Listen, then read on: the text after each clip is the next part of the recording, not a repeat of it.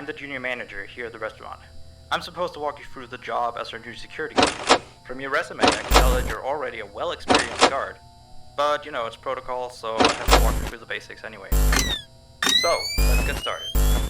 We have security cameras all around the restaurant, and if you bring up the camera panel, you'll be able to view the feed from each camera by pressing the camera buttons on the minimap.